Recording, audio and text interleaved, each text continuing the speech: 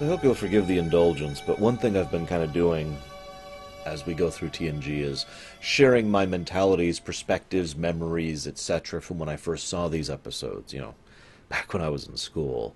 Long, long time ago. Galaxy far away, etc., etc. Now, and I bring that up because there's one thing that I've always remembered the battle for, and it's the fact that the Picard maneuver, well, basically, it always bugged me that they treated the end of this episode like it was some serious threat.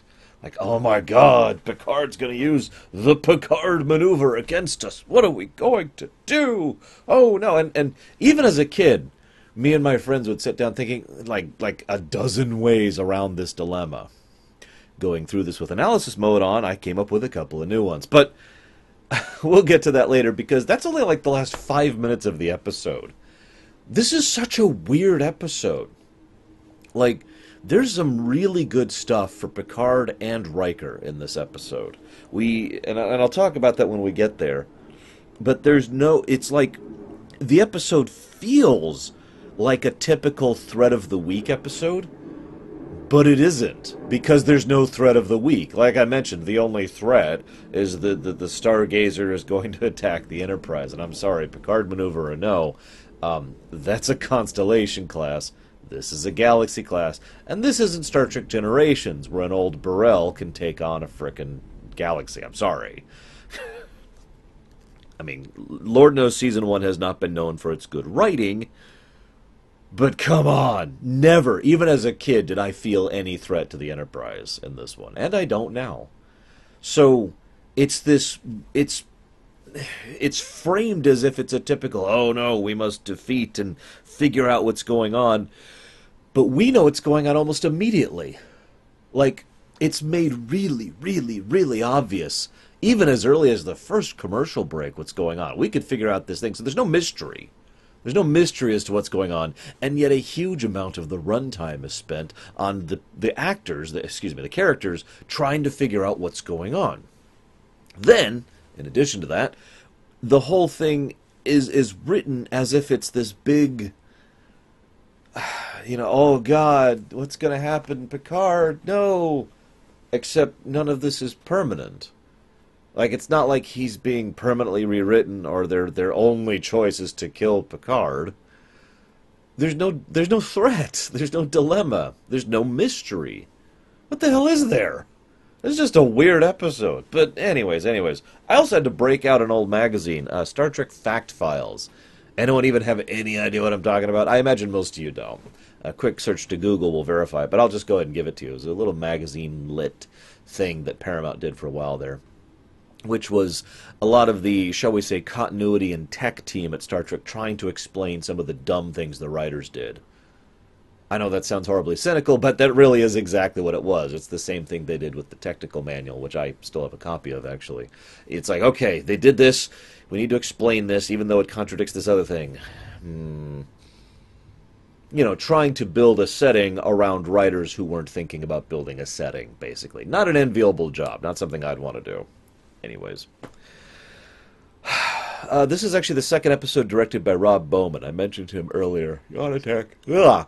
And I wanted to mention him again because I feel like he does a good job of pulling the characters out of the actor's performance. And this is something that'll be relevant in the future as well, something to watch him for.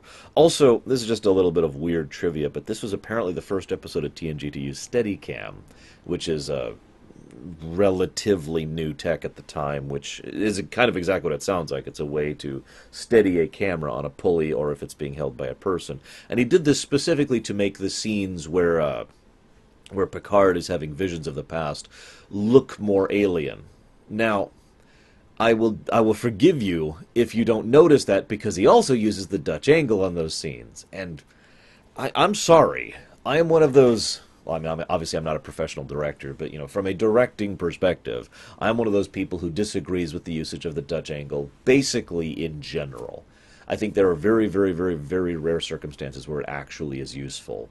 And I think the typical usage of stuff is weird is not helpful. I get the visual shorthand, but when Captain Picard walks out into his quarters and sees ghosts of people taking orders from him, I don't think we need the angled camera to tell us something's wrong, you know? Think we can figure that out on our own. So this is the second Ferengi episode.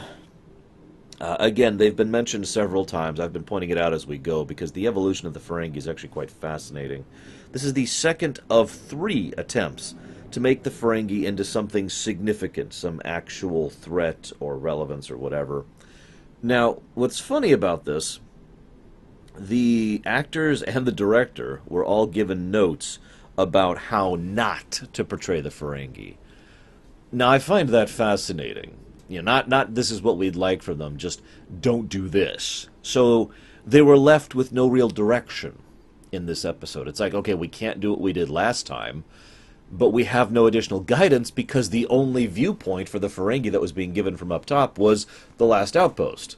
You know, right? The whole Gray's gerbil thing. So what do we do? And it's most obvious in the scene where the 3 Ferengi, the first, second, and Daemon himself, come over onto the bridge of the Enterprise D, and they're just like,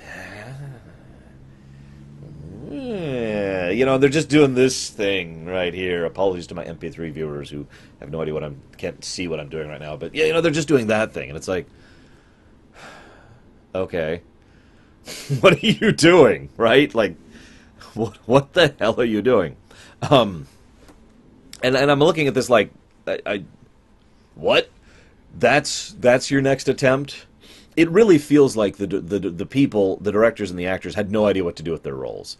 It was just, okay, act menacing but slimy. Okay, I can do that. Yeah. Anyways, this is not their last attempt. I've heard several people say this was the last hurrah at making the Ferengi the villains. It's actually not. There would be another episode after this, and that will be the last episode. However, this is the moment in which everyone involved officially started rewriting the scripts. So I actually kind of misreported that. I mentioned earlier that the rest of Season 1, they would be rewriting the word Ferengi into the word Romulan. From now on is when that's going to be a thing. And it will be a recurring thing, and I'll point it out as we go, as they start mentioning Romulan battle groups or Romulan ships. It'll just kind of start showing up out of nowhere, because up till now, it's always been the Ferengi. Well, there's the Ferengi might have been involved in this, the Ferengi might want this, the Ferengi ships showing up, etc., etc. Anyways. So, let me just say one other thing really quick. Kudos to Patrick Stewart's acting, as always. The man, it's actually harder than you'd think to visually represent a headache. Oh, that reminds me, I wanted to check my mic. I'm sorry. I really hope I sound okay right now. I wanted to check something last night. Okay, we're good. Sorry, I've been having mic issues lately, and I know what it caused it. I just wanted to make sure the fix was still working. Anyways, so it's harder than you'd think to visually represent injury. It's one of the reasons why there's always this shorthand that Hollywood or movies or games tend to use for being sick or being in pain. There's always the and there's always like big old neck brace or something like that. Or there's the generic cough. You know what I'm talking about, right? It doesn't matter what they're sick with, just is how they represent that they're sick, right? So, again, credit to Patrick Stewart. He comes across pretty well as demonstrating what it's like to have a severe headache. I know what it's like to have a severe headache. Anybody who watches my show and knows me for a while knows that I actually suffer from regular headaches, and I have infrequent cluster headache problems. And so I know exactly how damn debilitating that can be. When I get a cluster headache, I get to the point where I basically can't function. I just need to go lay down and hope that I can drug myself to sleep because I'm in too much pain to relax. Yeah, it's pretty much why I keep a supply of NyQuil for emergencies like that. It's you know, every time I have a cluster headache, it's like, ugh. But anyways, I'm just trying to say I understand what it's like, and it totally makes sense to me that someone suffering from a repeating, recurring headache like that would have a problem functioning. So he does a great job of presenting that. There's a scene towards the beginning that I've heard several people make fun of, where, you know, Picard's like, I have a headache, and Crusher says, a what? Now, most people I've seen who make fun of this scene, and this was done a long time ago, and this was done in a comedic sketch, and I believe Sci-Fi Debris did this as well, where they just cut the audio at that point. It's like, a what? To imply that Dr. Crusher doesn't know what a headache is. Of course she does, and she admits this immediately after. It's basically just in shock, and I'm sorry, why would you be suffering a headache? That's such an easily cured thing. Headaches are the kind of things that you can just and fix it because of the advanced technology we have. Oh, and of course, they've also cured the common cold. Keep that in the back of your mind for later, by the way, because that's a line in this episode. Anyways, so Troy... so they call the Ferengi up. They're like, hey, Ferengi. The Ferengi are like, yeah, what? And then the Ferengi says, hey, we want to go ahead and, deal with this situation. And then Picard just cuts off the call. Now, remember, this is the second time ever that we have seen the Ferengi on camera, that we have had visual communication with the Ferengi, right? Second time. So in the middle of it, the last time he did something similar to this as a negotiating tactic. This time, he specifically does it basically just to consult with his officers. It's actually really, really rude, the way it comes off. And I just found myself going, huh? We will meet on your ship or my ship. Oh, I guess we lost the call. Oh, he's back. Yeah, what? But then that's just like a minor nitpick. That can be excused because he's irritable and has a headache. Then Troy, word for word, senses considerable deception from Damon Bach. From a Ferengi. Now, I know what you're thinking. Well, the Ferengi weren't established yet. Clearly, I really hate to rules lawyer this one, but they've already established, with the stuff we've seen up to now in the last outpost, that the Ferengi are immune to the scanning, the empathic things. That is also going to be a recurring trait in the future if we really want to go that way. But Troy can sense considerable deception from Bach. Not any specifics, even though he's literally standing in front of her for some of this, but considerable deception. I sometimes wonder if Troy just makes stuff up so that she doesn't look stupid on the bridge or something like that. Because really? In fact, what I would have loved to happen is Picard, turns to Troy and's like, I want to know what he's sensing. And Troy looks at him and says, he's a Ferengi, dumbass. I can't read his thoughts. And Picard's like, oh, right. Sorry, counselor. Anyways, so then Wesley does a thing. I'm skipping over that because I want to talk about that later, okay? So just, Wesley does a thing. Picard at least calls him out for it. Credit where credit is due. And then, the Ferengi show up. Did Bach not share his plan with his first officer and his second officer? I mean, obviously he didn't. But he shows up and he's like, hey, so we're going to give you this information for free. And the other Ferengi react as if that's horrible, because, profit, all profit-focused, right? Even now, they've already started establishing that character trait. And then he says, oh, and I'll give you your own ship back as a gift. No charge. And the other Ferengi, I forget his name, Batok or something like that, the first officer, freaks out. This is so stupid. This is the kind of thing I would expect in a bad kids show. Okay? You know what I'm talking about, right? When someone acts, you know what I mean? Like, hey, what's wrong? And the other person says, nothing's wrong. I was just watering the bricks. Yeah. And it's so ridiculously obvious that they're lying, and it's so ridiculously obvious that something's up, and then the other person just buys it and says, yeah, okay, whatever. Like that's the level of writing we have at this point here. Okay.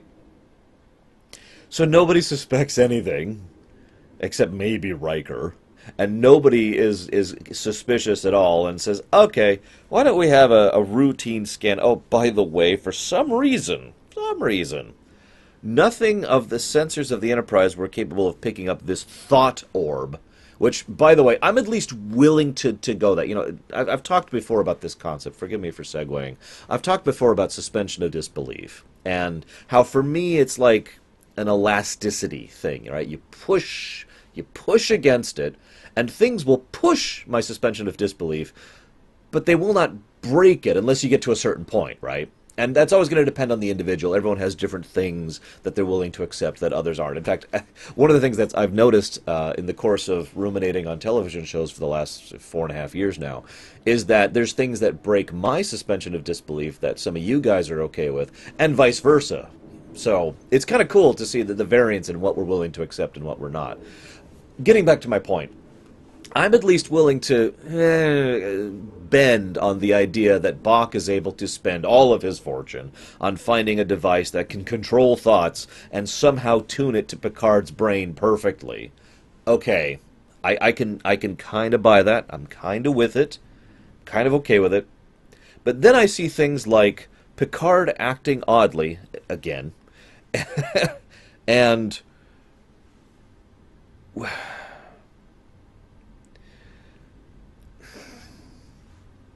let me build up to this point, actually. Let me not discuss this right now. So, continuing with the episode, Bach gets this mind orb, calibrates it, works on Picard's brain. Speaking of that suspension of disbelief thing, really quick, I could buy that the high-pitched whine from the orb is something that only we hear, because otherwise it's actually really stupid that nobody would notice this incredibly obvious high-pitched whine. Oh, also, Bach is a Ferengi. Now, again, we've already established, even now, that Ferengi are more sensitive to sound than other beings. So, and of course this will become a major point later in several episodes. Nog uses that in combat, for God's sakes. So, the idea that this pitch is going and Bach is just completely unaffected by it is nonsensical, in addition to the fact that everyone else should be able to hear that kind of a thing, right? So I could buy that pitch is just there for us. It's a cue in the audience thing. Okay, sure. Then they decide to tow the Stargazer away. This is where my own suspension of disbelief shatters a little bit. And there's another thing later which I'll get into. I know this sounds like a really weird thing to bring up, but they're towing the Stargazer at sub-warp. Now, that makes a degree of sense. Towing at warp would be really easy.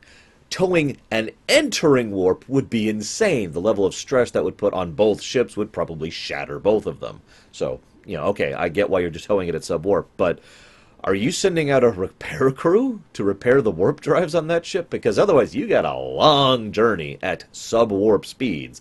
In other words, slower than the speed of light to get from here to there, to anywhere.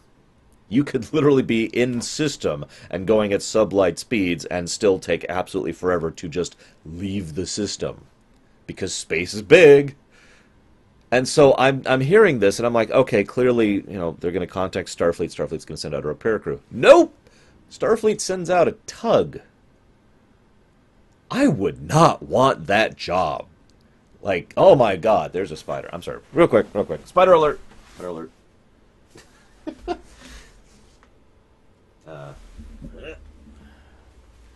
Okay. I didn't get it. I'm never going to sleep again. I don't like spiders. Anybody who... So I'm going to try and talk while I get this spider. So, I mean, could you imagine having the job of having to very slowly... Ah! Jesus Christ. Found it! Got it. Could you imagine that job? Alright, we want you to tow this ship back at sublight speeds to the nearest starbase. Okay. Hang on. Let me load up every video game ever made for this God knows how many months or years trip I'm about to make. This is even a thing that comes up in Enterprise. Enterprise, a show which is not exactly that well written, let's just be blunt. Where a lot of the cargo ships spend a really, really, really long time getting from point A to point B at warp. Just slower warp. I mean, come on. I know the Federation is kind of incompetent, but are we really at that level? So then they're going to tug it back. And then Troy is useless. I'm sorry. I like Deanna Troi as a character when she's used properly, and I think Marita Sirtis is a fine actress. But a lot of early TNG, and this goes into season 2 at least, Troi is treated like she's a device rather than a character. Like a broken tricorder that only works half the time and only when it needs to add unnecessary information. Like, what's going on? I quote word for word, I wish I could say. So she can't sense anything. She can't tell Picard's in pain. She can't read the memories he's going through or the emotions he's feeling. The first time she feels anything concrete is when she feels his anger as he's already in the middle of reliving his memory mind control thing on the Stargazer when they're already at danger. When they've already figured out what's going on. Really? So here's where I mentioned the thing. You know, they come up with this fake log entry thing. This actually confuses me. Like, Bach's plan, for the most part, makes at least a weird, twisted sort of sense. But the fake log entry, if anything, only feels like it's just there to delay them. Like, that's the best excuse I could come up with. Because no one's going to believe that. It is simply too easy to prove it's faked. There's too many ways. We could probably prove that kind of a thing is faked now. Never mind with the kind of technology that the Federation has in the TNG era. So that is at best a delaying tactic, which, again, doesn't matter because the only reason he's delaying is because he's been slowly ramping it up. We are shown that. How he's like, ha ha ha, yep, I just want you to be in pain. Okay, now it's finally time to get my revenge. I mean, I could buy that in his own twisted mind he was dragging it out in order to make Picard suffer more. Okay, I can buy that, but why the log entry? Anyways, credit where credit is due. Riker, and everybody actually, don't believe for a second that it's a legitimate log entry. The only one who even gives credence to the idea that might be a valid log entry is Data.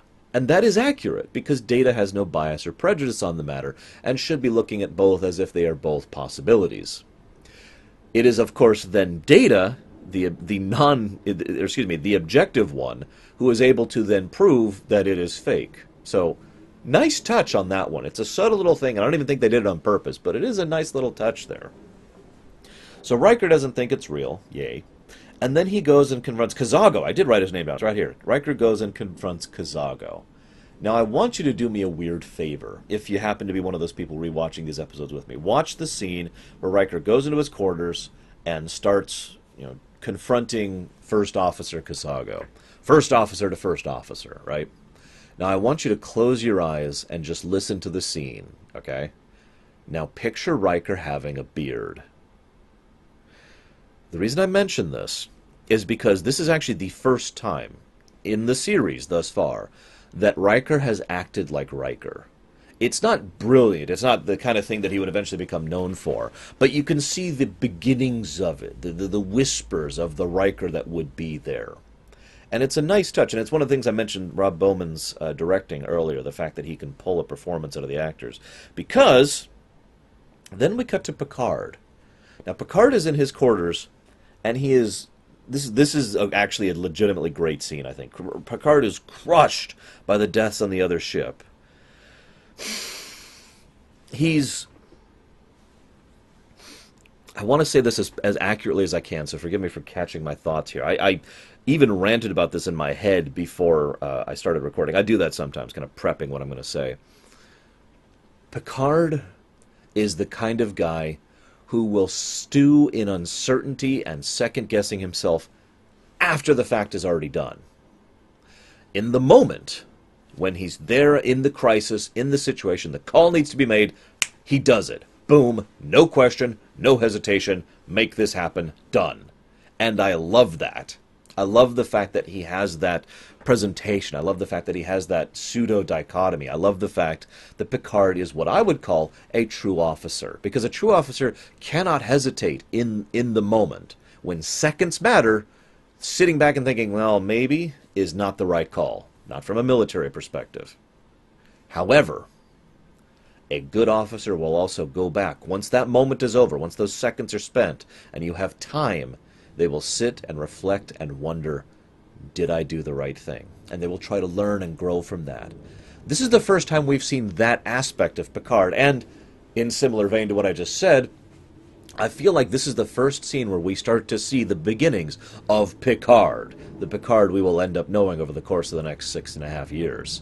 Because, and it's this brilliant thing, he's even talking about this whole thing, and he's second-guessing himself, because in his own mind, maybe I didn't do the right thing. Maybe I lost my ship in that action, and yes, it was a desperate situation, but maybe it wasn't exactly what I thought it was, and what's brilliant about this is he worries about the heat of the moment. He doesn't say it that way. He doesn't use my terminology, but to use my words, he says, in the heat of the moment, I can't be certain of what I knew, and I might have made a mistake. Remember, this is an action that cost him a court-martial, something that will be brought up later, twice, I believe, as well, and eventually led to him being, exonerated and having a wonderful medal and maneuver named after him. But from Picard's perspective, that's a mark. That's a failure. Lost his ship, which he was the command of for 22 years. 22 years he was in charge of the Stargazer. For a bit of perspective, that's that's actually over. Well, it depends on when Generations happens, but it's around 3 times as long as he was in charge of the Enterprise D before Generations happens. 22 years, and he lost his ship to something that he wasn't sure about, to a freak attack by a freak alien who he didn't even know it was Ferengi. This is the episode where we find out that the other ship was Ferengi. It was never known. Think about that. And he invented this new brilliant tactic to come up with it. Although, I'll talk about that in a minute. And I love the way he presents this, and I love Stewart's acting of it, and I love how he's talking about this. And of course, the way he talks about this, it's so obvious how torn up he is about it, because he portrays himself as someone who is, as weird as this may sound, not thinking logically. His own line of logic is, in the heat of the moment, I might have made a mistake. But a dispassionate observer, like you or I, can look at this and say, that is not valid, because the only reason you were in the heat of the moment, the only reason you were in that crisis situation, was because you were already viciously attacked. And Picard did make the right call. Crew in danger, unknown threat, boom. Nothing else. Because in that kind of a situation, that is, I'm sorry, the correct call. And he did it. But I love that he's second-guessing it. I love that he's torn up about that. Picard strikes me as the kind of guy who wouldn't hesitate to kill an enemy, just like that, if he had to.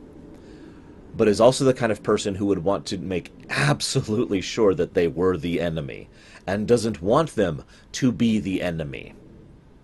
And I love that balance between those 2 points. Anyways, I'm done. Moving on. So then Picard gets up and walks up and starts acting weird again. He's like, hey, hi, yep, everything's fine, nothing's wrong. I'm going to start giving weird orders and acting weird. Again. I want to remind you, it's been, I think, 2 episodes. Yeah, I'm pretty sure it's been 2 episodes since the last time this happened. Come on, guys. Nope. No one questions it. No one worries about it. In fact, the way Riker acts when Troy and Crusher come to him is basically with disbelief. There's nothing wrong with the captain. What are you talking about? Oh, come on.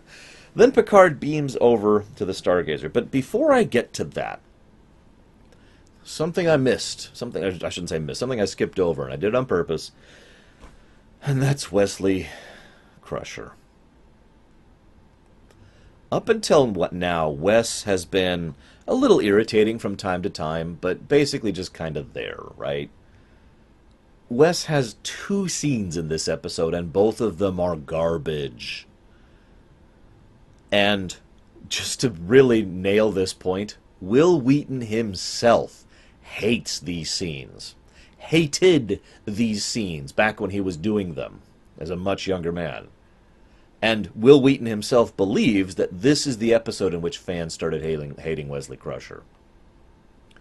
I have no defense for these scenes. You know, I've talked in defense of Wesley Crusher before. I have no defense for these scenes because the first scene, as he storms onto the bridge from engineering, a little bit of perspective. Here's the Enterprise. Here's engineering. Here's the bridge. I mean, I know turbolists are fast, but that's still probably a bare minimum of a minute trip, probably more. Gets onto the bridge and says, "Sir, you're about to have a perimeter alert if you check sector such and such." And then the perimeter alert happens, and oh, it totally worked. Completely showing up everyone on the bridge and acting like a smug jackass the entire time. Now, as I actually mentioned earlier, at least Picard calls him out on this and says, all right, he doesn't say showboating, but that's what Wesley's doing, you know. Next time, message up. If that was an actual risk or danger, you would have just ensured that we would have been caught unawares by it. If you detect something like this, use your damn comm badge. Call the freaking bridge. Seriously. Then, way towards the end of the episode, Deanna Troi, someone who, at least on paper, is supposed to be very familiar with the workings of the brain, and Beverly Crusher, a supposedly brilliant medical scientist who apparently can see no signs of anything wrong with his brain as he's suffering severe headaches, because that makes sense. Even though she flat out admits that she tries to hide the pain with pain suppressants, but if the pain's there, then you should be able to detect something on the... Anyways, so this supposedly brilliant scientist, this supposedly brilliant doctor, who knows Picard personally and is invested in this situation, both of them... Oh, and also Data. Data's been in on this too, as Wheaton himself points out. All of them look at this and they're like, nah. But Wesley, at a glance, just after glancing at this incredibly complicated brain scan chart, goes and starts working on the sensors and improves them in a way that nobody else had thought of or nobody else had implemented, in such that he can start detecting not only things that are farther away, like he does at the beginning of the episode, but things that are more subtle, like the brain beam. And notices that they're both the same beam, and aha, I have solved the problem. Now, all of this, as weird as this may sound, I would still barely be willing to forgive. It's not good. It's not good character development. But I would at least be willing to forgive it, because the earlier thing with him rushing onto the bridge, that's the action of a child. I mean, it is stupid, but it is at least an understandable stupid. He really wanted to be involved in this, and it didn't occur to him to do the smart thing. He is not trained in Starfleet protocols or military procedure or anything like that, so it wouldn't occur to him to do the obvious. And, as Picard points out, he wanted to be here when the Ferengi came aboard. So he would do something stupid like that. Acted smug about it, but at least I can go with that. And him somehow using this scanner in order to detect this thing and somehow putting the pieces together, that's really, really pushing it. But they've already flat out established, unfortunately more than once, that Wesley is this prodigy. So, okay, you're pretty much at the edge of my tolerance level, but I'm willing to go with it. But then Deanna and Crusher leave. Troi and Crusher leave. And Wesley says after them, in a irritating tone, "You're welcome, ladies." And then he shakes his head and says, "Adults." That's what pushes the suspension of disbelief into the realm of just, this is just you being a snot. This is what makes Wesley Crusher aggravating. It's not just the fact that he's this super genius, because we can tolerate super genius characters if they're done well. I know that because we tolerate Spock. Yeah, that's right. Spock is a super genius. He's not a Vulcan. I mean, you know, Vulcans are supposed to be smarter, but that's not why Spock is so smart.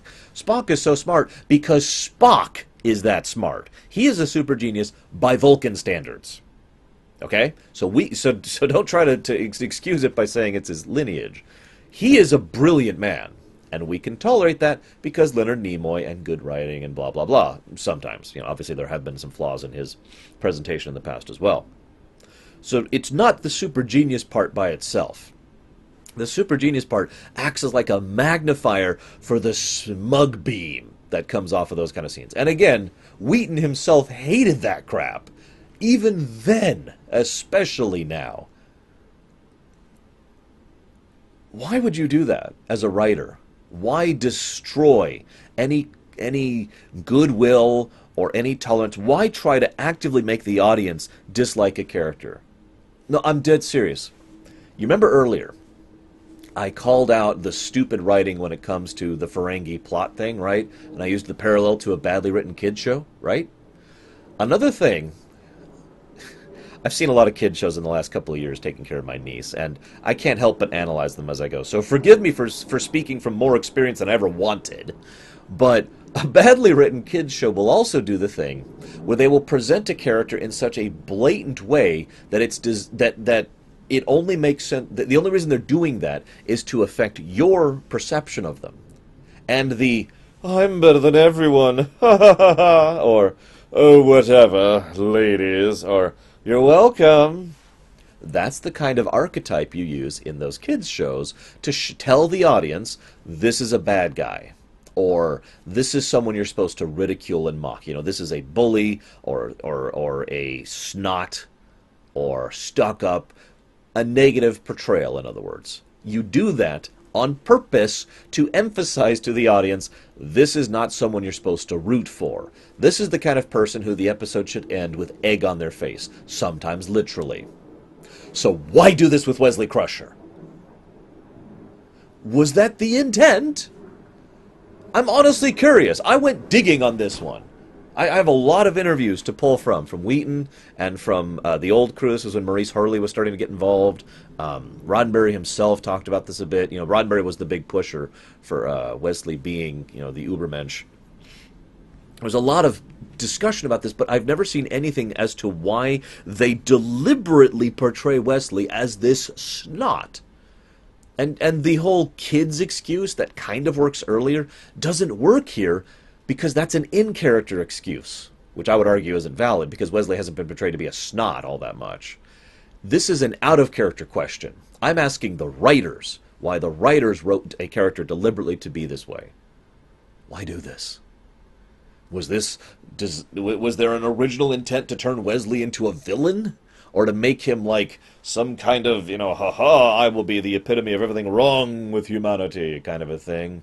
With great power comes great doom. I mean, we do have a plot thread about that in Season 1 later on. Was that supposed to be Wesley instead of Riker? I don't know. Sorry. Anyways. Then we get to the part of the episode that pisses me off the most. Yeah, seriously. But it's probably because... well, I'd say it pisses me off about equally as much as the Wesley thing. Because there's two things I'm really big on, and I know three, actually. I know a lot of people know these things. It's setting, really big on setting, which is also a subset of continuity. Characterization, character growth, which is also a subset of continuity. And ships. So, let's talk about the Picard maneuver, because the Picard maneuver makes no damn sense. No, I'm serious. Hear me out. In the moment with the Stargazer versus the Ferengi Marauder, at that time, under those dire circumstances, the Picard maneuver made sense. It did. Even though there are plenty of ways to excuse how the Ferengi could have gotten around that, I could see, in the heat of the moment, the Ferengi crew or the Ferengi computer not properly calculating the correct trajectory. The idea here is simple.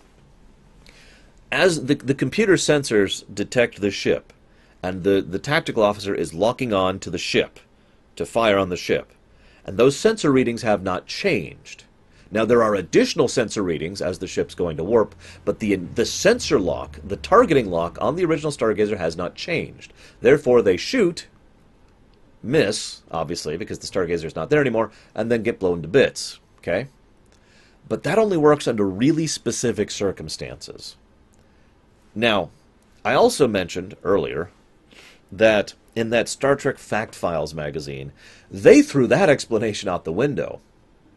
And with good reason, because there's a very obvious counter-argument to what I just said. And I know this because me and my friends Joel and Vincent came up with this when we were kids.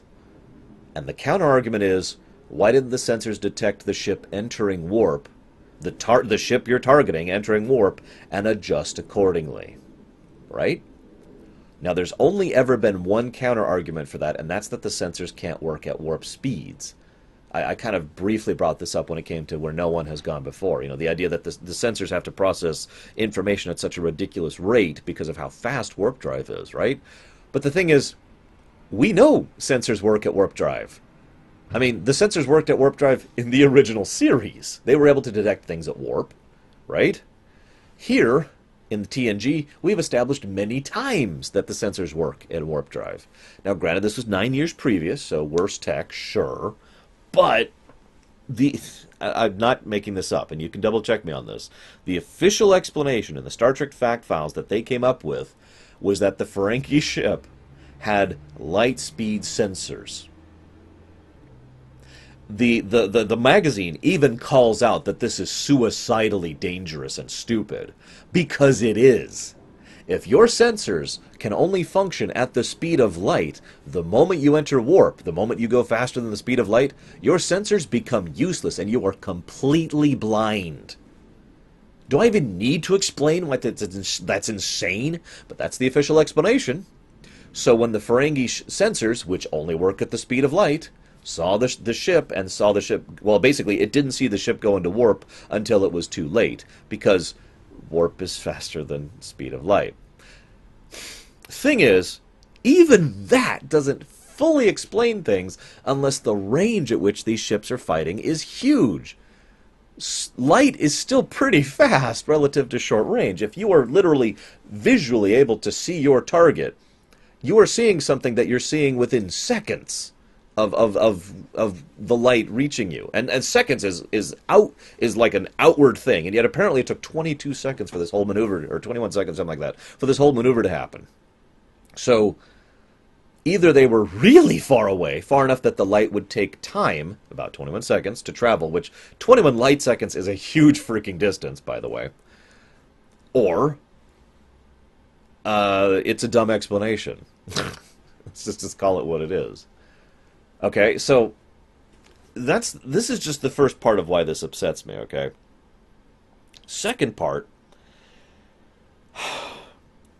then, you know what? Yeah, I'll talk about that last. So let's rearrange the order of the things I want to complain about here, forgive me. The second part here is that Riker and Data act like this is a big deal, like, oh my god, Picard's going to use the Picard maneuver against us. Oh no. Why is this a threat? Why is this a problem? That's a barely repaired constellation operating on automated backups. I remind you that Star Trek III has already come out at this point in time and established that the super genius, brilliant Scotty was able to rig automated ship functions for, you know, a small crew, more than one person, to be able to run the ship barely. Not really able to take care of extensive functions like, oh, I don't know, combat. Okay? So, Picard's over there with automated systems on an old ship. Oh, by the way, I haven't actually mentioned this yet, but this was originally supposed to be a Constitution ship. I've never been able to figure out why they changed it from a Constitution class. It's most obvious to note when, right at the beginning, where there's a close-up of Geordi's face, and he says, yeah, it's an old Constellation class. But if you watch his mouth, he's saying the old Constitution. He makes the ooh face a lot more clear there. And they just changed it to Constellation for some reason. I don't know. I'm not even a fan of the Constellation design. Nacelles should be further out, like this, rather than like this. But I'm getting off topic. So, this is an old Constellation piece of crap, right? This is a light cruiser at best. And this little thing,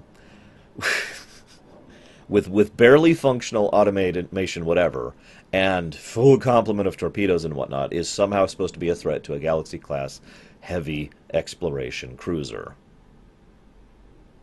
Even with the Picard maneuver, which, by the way, he's probably only going to do once. It's not like you can repeat that. Oh, and you know it's coming, and you know how it works. But Riker and Data are like, oh my god, this is a big threat. What do we do?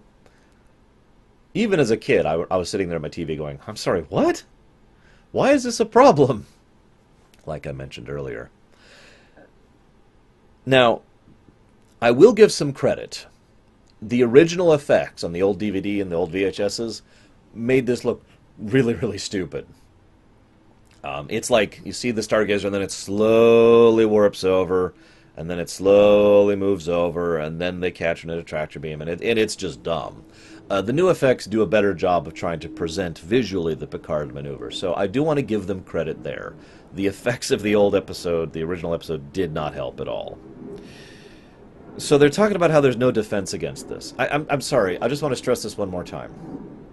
Even if you do an alpha strike, there's only so much output, or I should say, excuse me, only so much throughput, as in amount of firepower per time that can be expressed from the constellation to the galaxy, okay?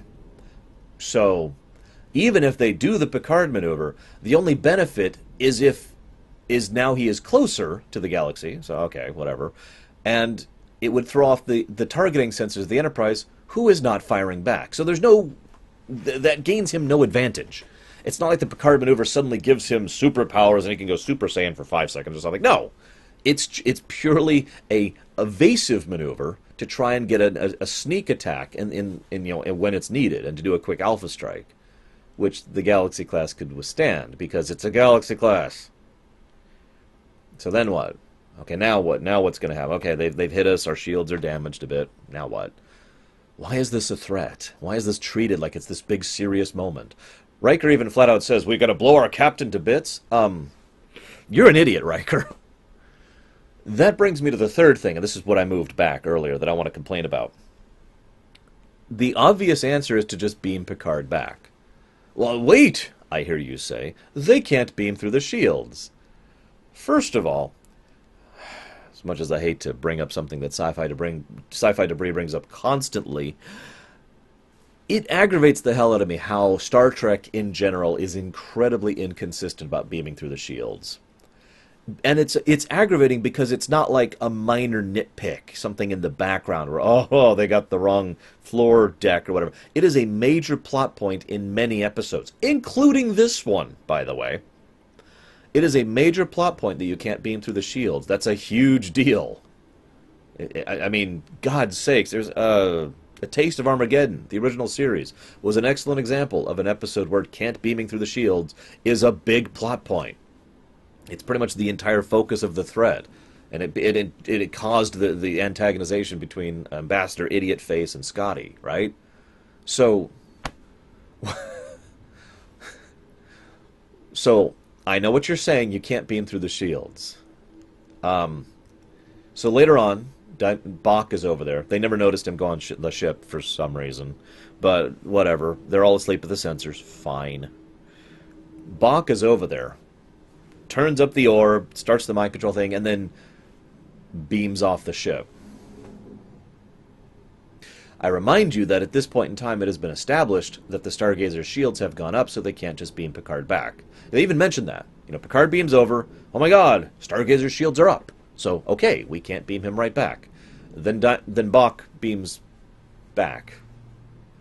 Then at the end of the episode, after they've tractored the Stargazer and Picard destroys the orb, which is a scene that's drawn on way too long, he beams back. At no point were the shields lowered. You see the problem here? Now, let's be absolutely fair. Let's assume that in the somehow, like, Picard uses his psychic powers because he's secretly Professor Xavier to turn off the shields as he walks up at the end coda. And let's assume Bach has a super, like, one only use transporter that can bring him back through the shields because of specific whatevers. Okay, let's be as fair as possible. Okay. You're on a cruiser, Galaxy class. I hate to keep bringing that up, but you have a lot of weapons that you can adjust how hard they hit. So hit the Stargazer in non-essential areas, not on the bridge, until you lower their shields. And then, once their shields are lowered, beam Picard back. This is such a basic tactic. In fact, the Borg use this from time to time, for God's sakes.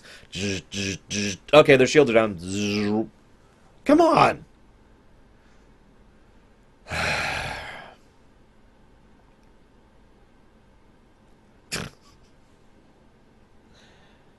And then they do this weird coda thing. I've already mentioned this. They did this in Justice. They stopped doing the massive, ha ha ha ha coda, and instead they go for a completely different perspective. And Picard says something that I feel like the writer was really, really trying to make sound deep or evocative, but instead just comes across as pat. It's like, well, beam me back. Let's leave the dead and let the past be the past. And that's it. That's the end. And then they tow the Stargazer away for the next several months. No, that's the Tug's job. My bad. You know what? I was actually really liking this episode, even though it was treating me like an idiot. Even though it did the bad writing thing and all that. Because it had some good character moments and some good directing. The last bit, the whole, oh god, we need to have a crisis in the third act thing, just completely destroyed my opinion of this episode. It's no wonder it resonated with me so profoundly for all these years, especially when I was very young and wasn't really thinking critically or analytically about these kind of things. Still nowhere near as bad as Justice or Code of Honor, so at least I can definitively say we are taking our first baby little tentative steps into some good television with TNG. Thank God for that. Now, if I'm not mistaken, this should be, according to my schedule, this should be the last episode that comes out in 2017. So, in that case, I will see you guys next year with more TNG.